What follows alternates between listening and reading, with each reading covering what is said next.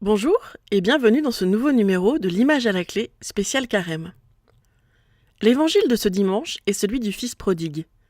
Ce texte forme avec la parabole de la brebis égarée et celle de la drachme perdue ce qu'on peut appeler la trilogie de la miséricorde chez saint Luc.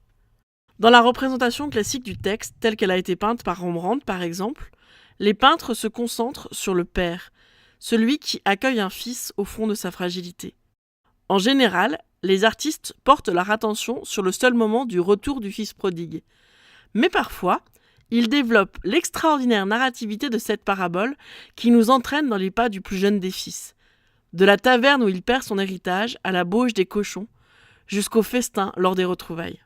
Dans la représentation contemporaine, peinte par le prêtre allemand Sigurd Köder, mort en 2015, le tableau se divise en deux parties, de part et d'autre du mur blanc de la maison.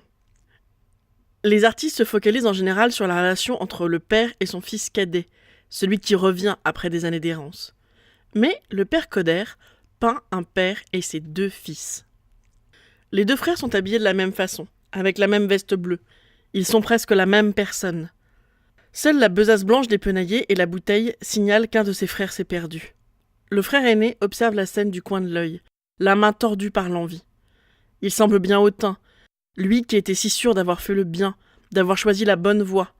Il se retrouve décontenancé par l'amour de son père. Les deux fils, celui prisonnier de sa honte et celui prisonnier de son orgueil, sont représentés comme des jumeaux, guéris tous les deux par la miséricorde du père. Le père, dans l'embrasure de la porte de la maison familiale, accueille son fils humilié, marqué par la honte. Il le recouvre de son propre corps, il le restaure, le relève, et lui rend toute sa dignité.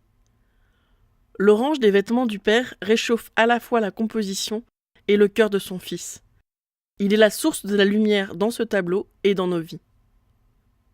À bientôt pour un prochain numéro de l'image à la clé, sur la chaîne YouTube ou le blog de Narthex.